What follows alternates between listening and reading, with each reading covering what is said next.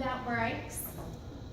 Dr. Martin Kutcher refers to a child with attention deficit hyperactivity disorder, known as ADHD, to a child riding a bike without brakes, because the child's frontal and prefrontal lobes in his or her brain are under-functioning and they're unable to put the brakes on acting upon distractions. Sadly, some people believe ADHD is a fictitious disorder. The U.S. Center for Disease Control data reveals that in any given year, between 13% and 20% of U.S. children will experience a mental disorder. 6.8% are ADHD, and only 1/5 of these children receive treatment. I believe that ADHD is real and does exist because of the testing of genes, the symptoms shown in children and some adults, and the medications that have been successful at treating and improving ADHD symptoms.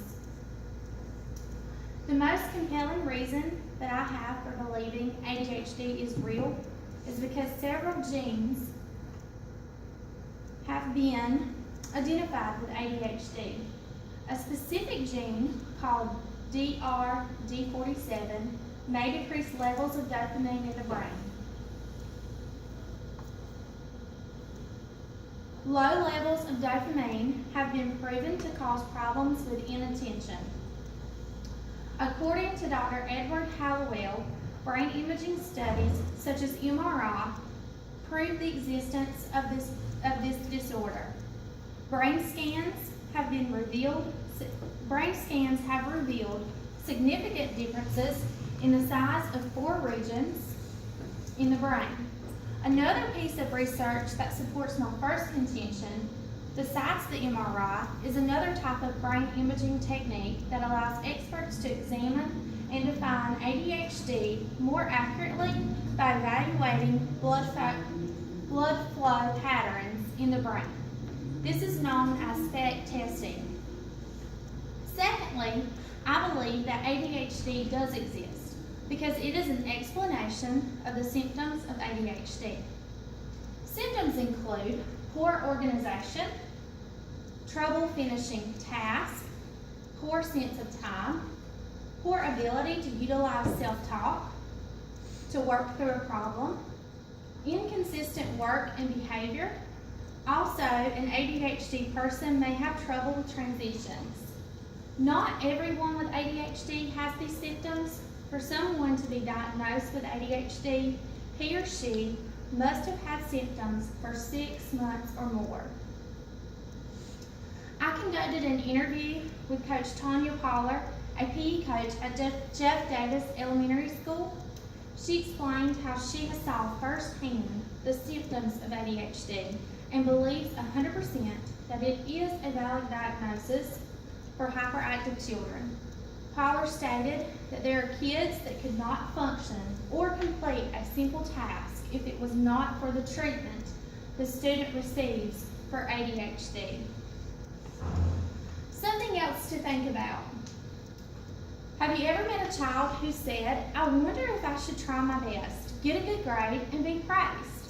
Or maybe I should deliberately not do my best and get punished"? Critics may argue that the symptoms of ADHD is not an explanation but an excuse, and that the symptoms are simply bad parenting. Critics also blame the symptoms of ADHD on diet, laziness, and environment, a bad attitude, and other factors. While all of these things may contribute to ADHD or may make ADHD worse, they do not cause it. Thirdly, I believe ADHD is a valid diagnosis for hyperactive children because it is a treatable condition. The medications commonly referred to as stimulants are known to have the best effect in treating ADHD. They increase the levels of the brain transmitters dopamine. This wakes up the frontal lobes so they can now do a better job. Dr. Martin Kutcher would say stimulants are equivalent to waking up the bicycle brake linings. According to Dr. Kutcher, a recent meta-analysis showed that students increased their own task behavior and the amount of schoolwork that they were able to complete by factors up to 15%. In conclusion, after explaining to you all about the testing that has been done to show ADHD, describing the symptoms of ADHD, and recognizing the success of the medications that improve ADHD, I hope that you all agree ADHD is very real and does exist in some children and adults. Would you let your child ride a bike without brakes? Of course not. Who would?